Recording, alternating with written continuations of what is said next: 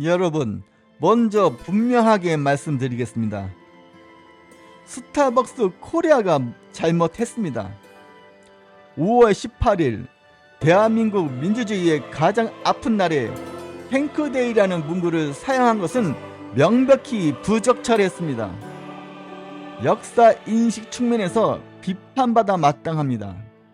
그런데 오늘 이 영상은 스타벅스를 옹호하는 영상이 아닙니다. 저는 오늘 다른 질문을 드리려 합니다.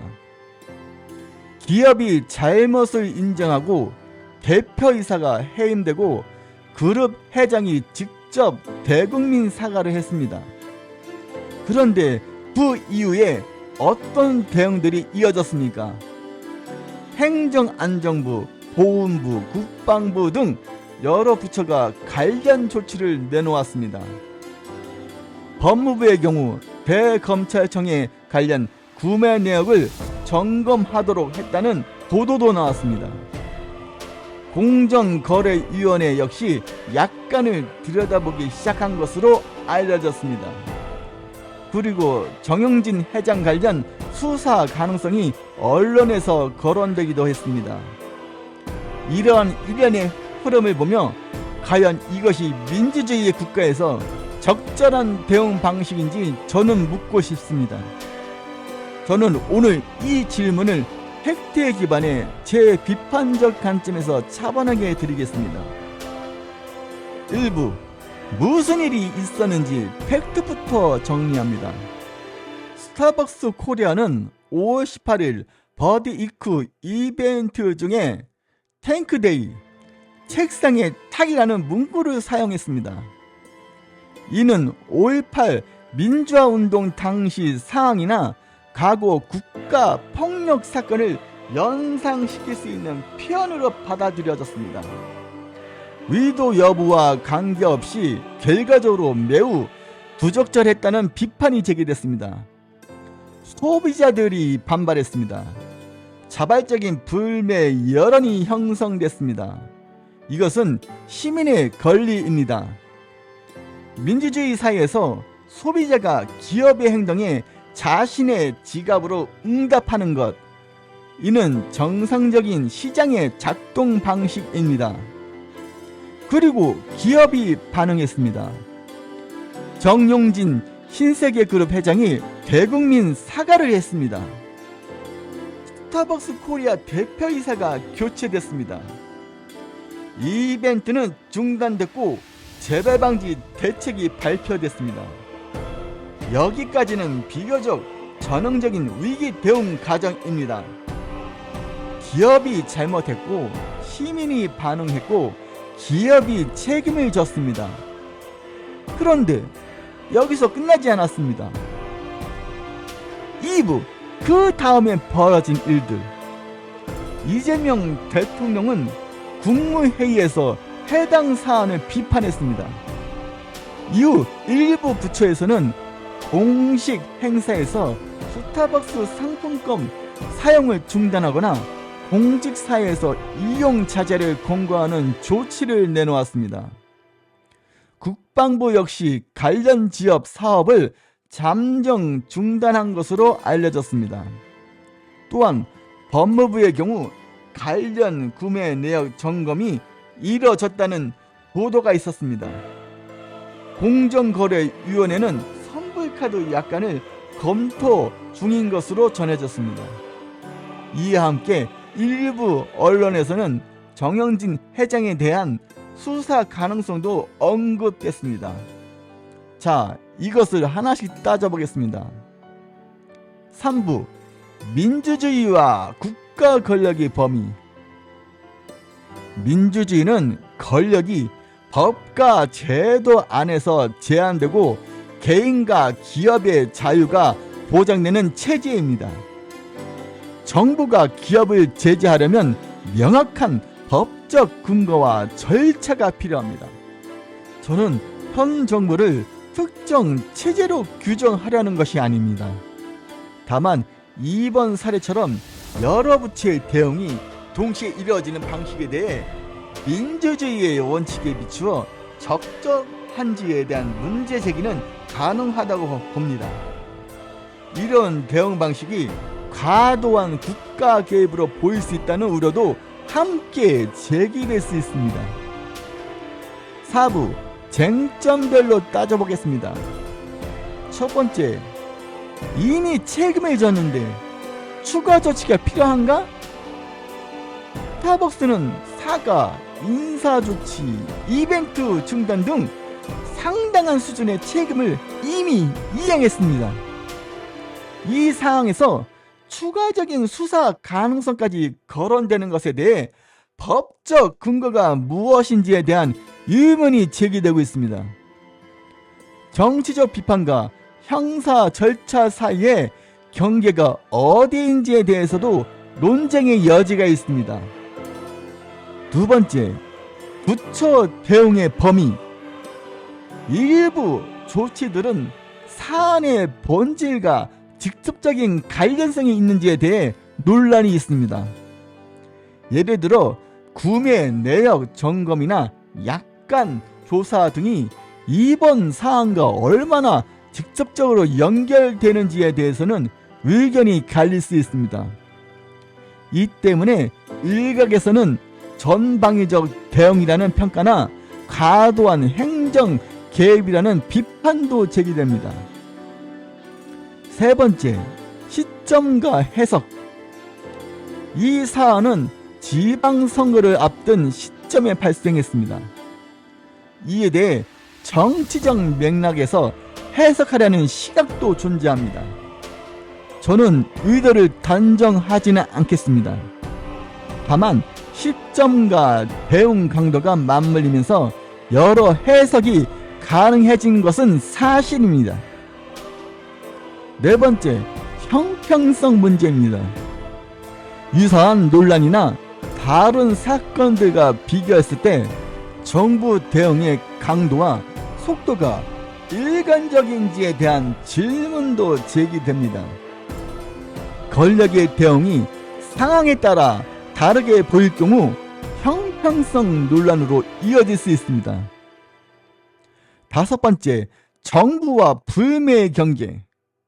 시민이 자발적으로 불매를 선택하는 것은 민주주의에서 보장된 권리입니다.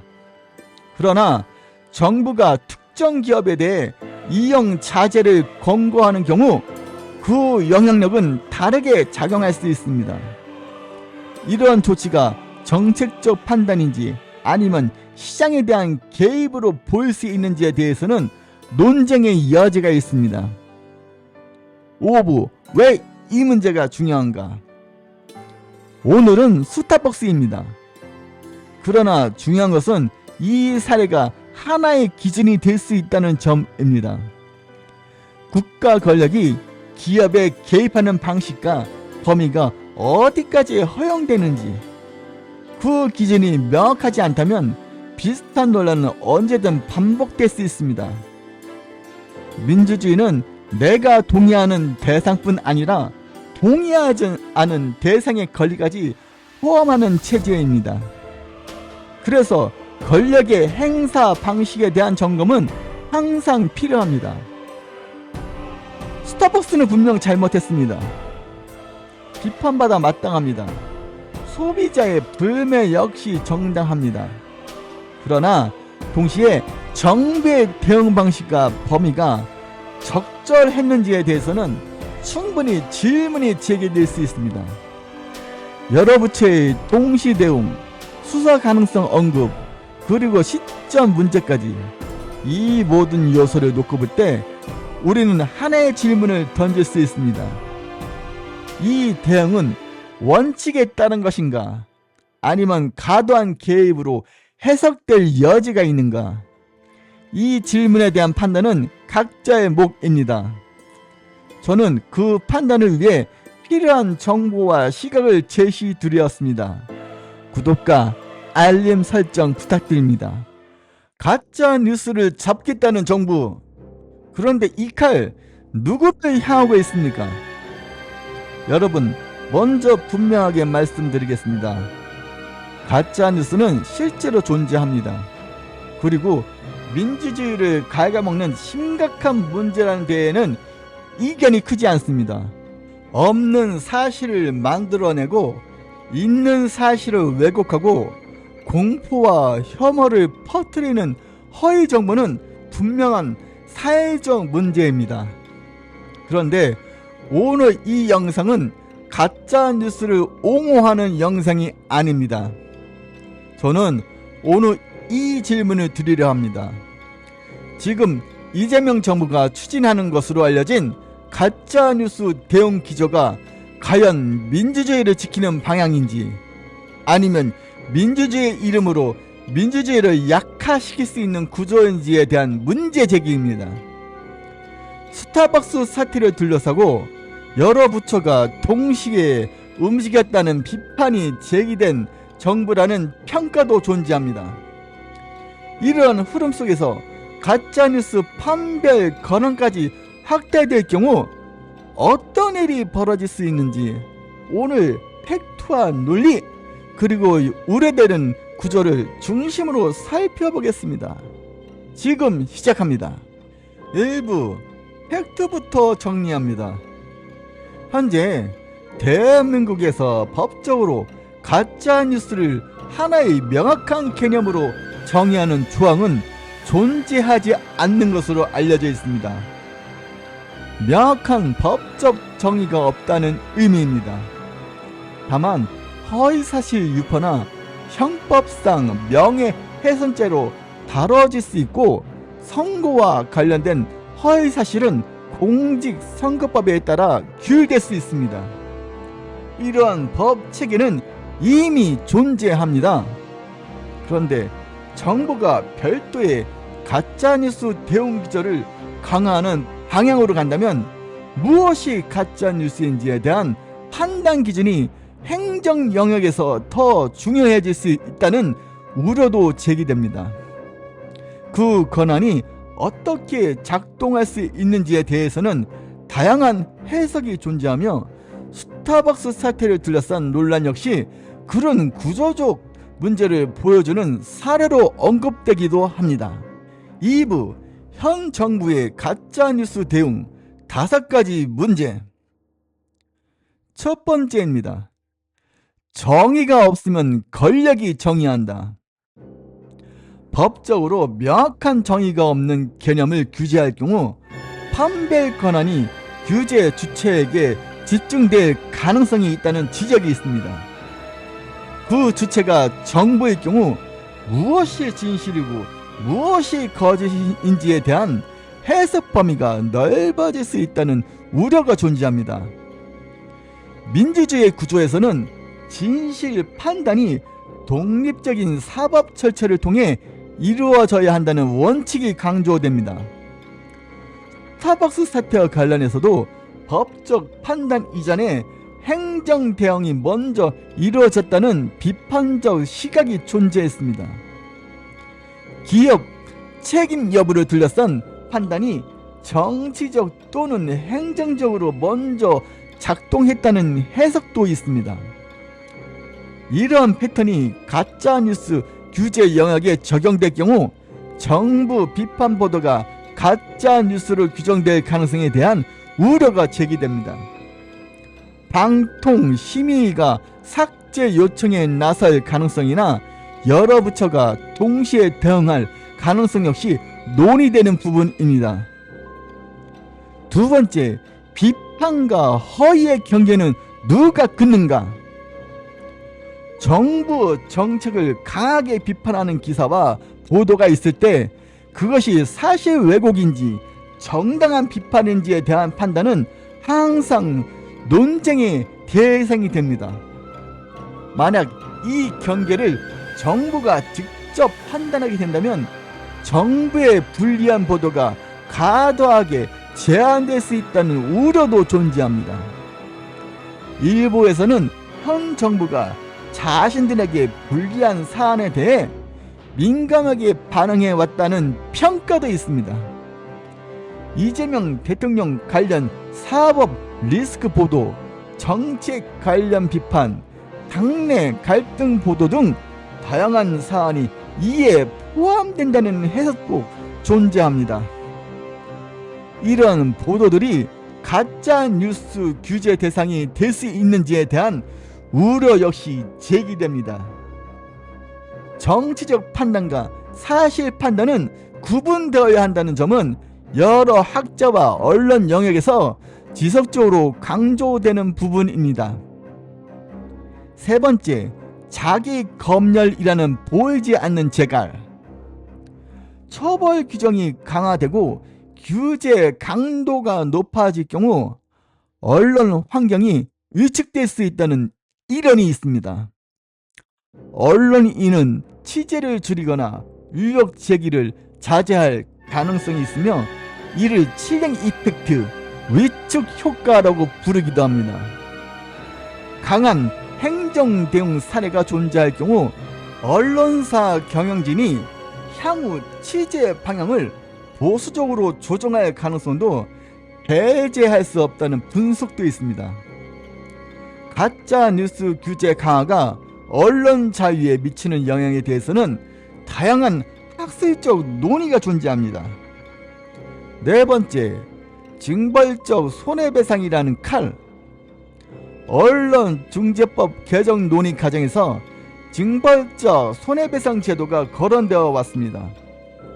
허위 정보로 피해가 발생했을 경우 손해배상 규모를 강화하는 구조입니다. 이는 피해자 보호 목적이라는 평가도 있지만 동시에 언론 위축 효과에 대한 우려도 함께 제기됩니다. 일부에서는 자본력이 큰 주체가 법적 대응을 활용할 경우 언론이 위축될 수 있다는 지적도 있습니다. 반면 미국에서는 공인에 대한 명예훼손 기준을 높게 설정하여 권력 견제를 강화하는 구조를 유지하고 있다는 비교 분석도 존재합니다. 이런 차이는 민주주의 내 언론보호 원칙과 관련된 중요한 논쟁 지점입니다. 다섯 번째, 방통심의라는 구조적 문제. 방송통신심의위원회는 허위정보로 판단된 콘텐츠에 대해 삭제 또는 차단 권한을 가질 수 있습니다. 다만 어떤 정보가 허위인지 판단하는 과정 자체에 대해 정치적 중립성 논란이 지속적으로 제기되어 왔다는 평가도 있습니다. 완전히 독립적인 기관이 아닌 상태에서 콘텐츠 삭제 권한이 확대될 경우 표현의 자유 위축 가능성에 대한 우려도 존재합니다. 중국의 만리 방화벽이나 러시아의 인터넷 규제 사례는 비교 대상으로 자주 언급되지만 한국 상황과 동일하다고 단정할 수는 없습니다. 다만 규제 확대가 누적될 경우 표현 환경에 영향을 줄 수 있다는 경고성 분석도 존재합니다. 3부, 지방선거와 가짜뉴스 규제의 불편한 타이밍. 이 시점에서 추가로 제기되는 질문이 있습니다. 가짜뉴스 규제 강화 기조가 특정 시점에 집중되는 이유에 대한 해석입니다. 일부에서는 지방선거를 앞둔 정치적 환경과 무관하지 않을 수 있다는 시각도 존재합니다. 선거 국면에서 가짜뉴스 규제가 강화될 경우 야당이나 비판 세력의 문제 제기가 제한될 가능성에 대한 우려도 제기됩니다. 정부에 대한 비판적인 보도나 유튜브 콘텐츠가 규제 대상이 될 가능성에 대한 논쟁도 존재합니다. 이러한 해석이 사실이라고 단정할 수는 없지만 타이밍 자체가 정치적으로 민감하다는 지적은 일부 존재합니다. 따라서 선거와 관련된 정보 규제는 매우 신중해야 한다는 원칙이 강조됩니다. 4부, 진짜 해법은 무엇인가? 가짜뉴스 문제를 해결하기 위한 방법으로는 다양한 대안이 제시됩니다. 정부로부터 독립된 민간 팩트체크 시스템, 다양한 정치 성향이 참여하는 구조, 그리고 정부 개입을 최소화한 방식이 그 애입니다. 또한 미디어 리터러시 교육을 통해 시민이 스스로 정보를 판단할 수 있는 역량을 강화하는 방식도 장기적 해법으로 자주 언급됩니다. 사법부를 통한 사후 구제 역시 중요한 원칙으로 거론됩니다. 허위 사실로 인한 피해가 있을 경우 법적 절차를 통해 해결하는 방식입니다. 행정부의 사전 개입보다는 사후 판단 구조가 민주주의 원칙에 부합한다는 견해도 존재합니다. 플랫폼과 시민 사이의 자유규제 역시 중요한 축으로 논의됩니다. 정리하겠습니다. 가짜뉴스는 분명한 사회적 문제입니다. 동시에 가짜뉴스 규제 방식에 대해서는 다양한 우려와 논쟁이 존재합니다. 법적 정의가 명확하지 않은 상태에서 규제가 강화될 경우 해석 권한이 집중될 수 있다는 지적이 있습니다.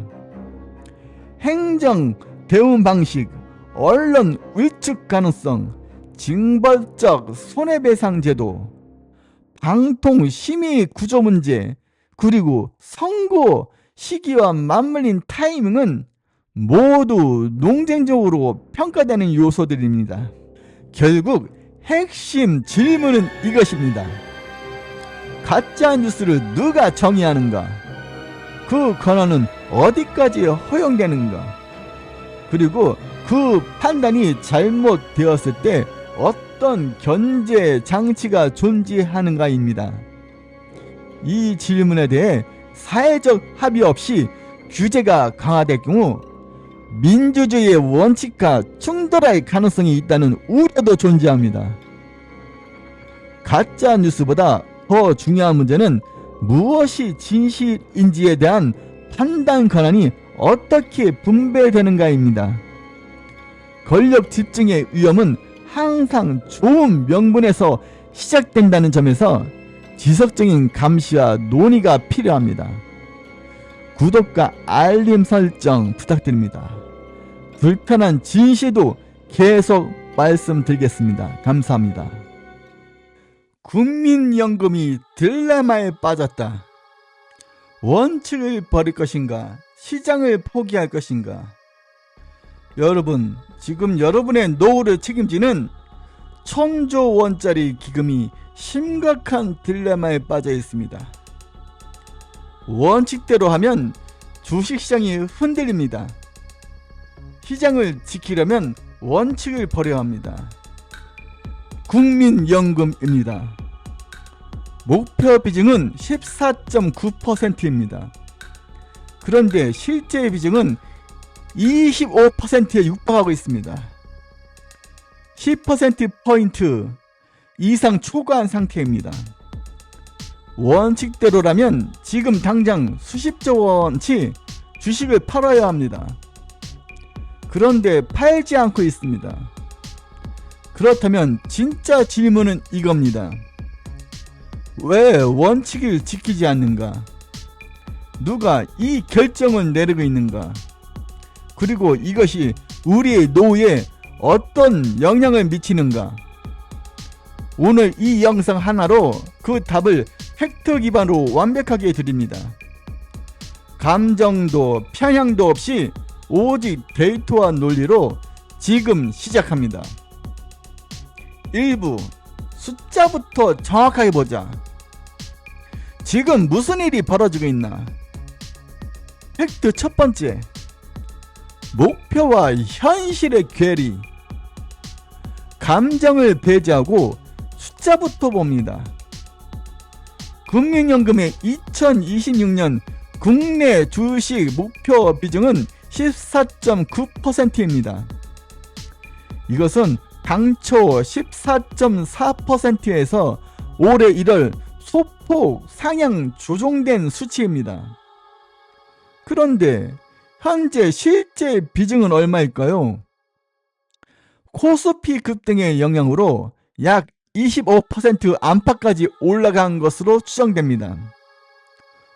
목표는 14.9%, 현실은 25%, 차이가 무려 10%포인트 이상입니다. 국민연금 전체 운영 규모가 1,000조 원을 넘는다는 점을 감안하면 이 10%포인트 수십조 원에 해당하는 금액입니다. 팩트 두 번째, 왜 이렇게까지 벌어졌나? 이해하기 어려울 수도 있습니다. 목표 비중이 있는데 왜 이렇게까지 벌어졌을까요? 원리는 간단합니다. 주가가 오르면 자동으로 비중이 올라갑니다. 예를 들어 설명합니다. 100만원짜리 포트폴리오에서 국내 주식이 15만원이면 비중이 15%입니다. 그런데 국내 주식 가격이 2배로 올랐다고 가정하면 국내 주식은 30만원이 됩니다. 전체 포트폴리오는 115만원이 되고 국내 주식 비중은 약 26%로 올라갑니다. 한 주도 더 사지 않았다 하더라도 비중은 올라갑니다. 코스피가 급등하면 국민연금이 보유한 국내 주식의 가치가 올라갔고 그 결과 비중이 목표치를 훌쩍 넘어버린 겁니다. 팩트 세 번째, 그러면 팔아야 하는 거 아닌가? 맞습니다. 원칙대로라면 팔아야 합니다. 이것을 리밸런싱이라고 합니다. 목표 비중을 초과하면 초과분에 팔아서 원래 비중으로 되돌리는 작업입니다. 자산 운영의 가장 기본적인 원칙입니다. 그런데 국민연금은 팔지 않고 있습니다. 아니, 정확히는 못 팔고 있습니다. 왜일까요? 2부, 왜 못 파는가? 기계적 매도의 딜레마. 첫 번째 이유입니다. 팔면 시장이 무너진다. 국민연금은 코스피 시장의 최대 주주입니다. 국내 증시에서 차지하는 비중이 워낙 커서 국민연금이 대규모로 주식을 팔기 시작하면 시장 전체가 흔들립니다. 수십조 원어치 주식이 시장에 한꺼번에 쏟아진다고 생각해 보십시오. 매도 물량을 받아줄 매수자가 부족해지면 주가가 폭락합니다. 국민연금이 리밸런싱을 한다는 소식만으로도 시장 심리가 위축될 수 있습니다. 이것이 첫 번째 딜레마입니다. 원칙을 지키면 시장이 무너집니다. 두 번째 이유, 정부가 개입하고 있다. 시장 충격을 우려한 정부와 기금운용위원회는 기계적인 매도를 한시적으로 유예하는 결정을 내렸습니다. 쉽게 말하면 지금은 팔지 말라는 겁니다. 여기에 더해 목표 비중 자체를 상향하는 방안도 검토 중입니다. 25%가 현실이니 목표치를 25% 근처로 올려서 초과 문제를 해소하자는 발상입니다. 국민연금 기금 운영위원회에서 향후 5년간의 중기 자산 배분안이 논의됩니다. 여기서 목표 비중을 얼마까지 올릴지 아니면 시장 충격을 감수하고 매도를 시작할지가 결정됩니다. 목표 비중을 대폭 올려서 25%를 수용할 것인가, 아니면 원칙을 지켜 시장 충격을 감수하고 매도를 시작할 것인가. 이 두 가지 선택지 사이에서 국민연금은 지금 갈림길에 서 있습니다. 3부, 무엇이 문제인가? 핵심 비판 세 가지입니다. 첫 번째, 원칙을 바꾸는 것이 더 위험하다. 지금 언론과 전문가들이 가장 강하게 비판하는 지점은 이겁니다. 왜 원칙을 지키지 않는가? 자산 운영의 핵심은 리스크 관리입니다. 그리고 리스크 관리의 핵심은 일관성입니다. 상황이 불리하다고 원칙을 바꾸기 시작하면 그 원칙은 원칙이 아닙니다.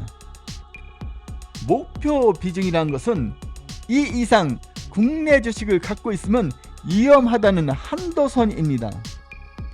그 한도를 주가가 올랐다는 이유로 자꾸 올린다면 결국 한도는 아무 의미가 없어집니다. 더 심각한 문제가 있습니다. 목표 비중을 25%로 올린다면 코스피가 다시 폭락했을 때 국민연금은 엄청난 손실을 감수해야 합니다. 결국 그 손실은 국민의 노후 자금에서 나옵니다. 비판 두 번째, 연금을 동원한 시장 개입입니다. 두 번째 비판은 더 본질적입니다. 국민연금은 국민의 노후 자금을 운영하는 기관입니다. 목적은 단 하나입니다. 수익률을 최대한 높여서 미래 세대가 연금을 받을 수 있게 하는 것입니다. 그런데 지금 정부는 연금 기금의 매도 타이밍을 중시 방어를 위해 인위적으로 조정하고 있습니다. 이것은 국민의 노후 자금을 정치적 목적으로 활용하는 것 아니냐는 비판을 피하기 어렵습니다. 사드 사태 이후 중국이 한국 증시에 개입했을 때 우리가 얼마나 분노했는지 기억하십니까? 외부 세력이 시장에 개입하는 것은 나쁜 것입니다. 그런데 정부가 자국 연금기금을 동원해 시장에 개입하는 것도 본질은 같습니다. 비판 세 번째, 장기 수익률이 희생된다.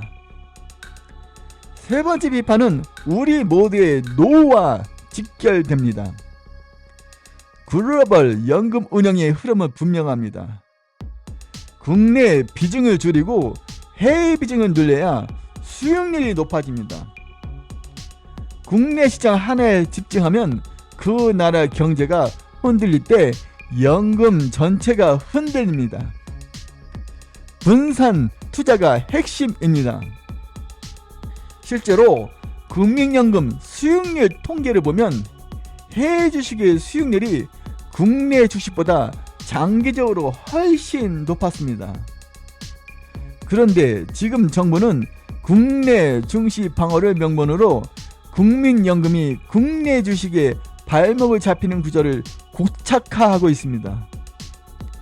단기 시장 안정을 위해 장기 수익률을 희생하는 겁니다. 그 피해는 20년, 30년 뒤 연금을 받을 지금의 젊은 세대가 고스란히 부담합니다. 4부, 우리는 이 상황을 어떻게 봐야 하는가? 국민연금이 처한 딜레마는 사실 구조적 문제입니다. 연금 기금이 국내 증시에서 차지하는 비중이 너무 커졌습니다. 국민연금이 매수하면 증시가 오르고 국민연금이 매도하면 증시가 내려갑니다. 이 구조 자체가 문제입니다. 정상적인 연금 기금이라면 국내 시장에 이렇게 큰 영향을 미치지 않아야 합니다. 해외 자산이 충분히 분산돼 있어야 합니다. 그런데 그 분산이 충분하지 않은 상태에서 주가가 폭등하자 이 문제가 한꺼번에 터진 겁니다. 기금운용위원회에서 내릴 수 있는 결정은 크게 두 가지입니다. 첫 번째, 목표 비중을 대폭 올린다. 시장은 단기적으로 안정됩니다. 그러나 원칙이 무너집니다. 다음에 주가가 더 올라도 더 내려도 또다시 원칙을 바꿔야 하는 상황이 반복됩니다. 그리고 국내 주식에 과도하게 집중된 리스크는 고스란히 국민이 집니다. 두 번째, 원칙을 지키고 매도를 시작한다. 단기적으로 코스피의 하락 압력이 가해집니다. 그러나 장기적으로는 기금 운영의 일관성이 유지되고 해외 분산을 통해 수익률을 높일 수 있는 여건이 만들어집니다. 어느 길이 옳은가는 누가 결정하는가에 달려 있습니다. 지금 당장의 시장을 보는 사람인가? 20년 후 국민의 노후를 보는 사람인가? 오늘 영상을 한 문장으로 정리해드립니다.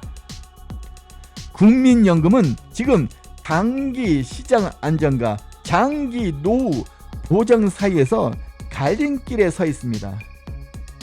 원칙을 지키면 시장이 흔들립니다.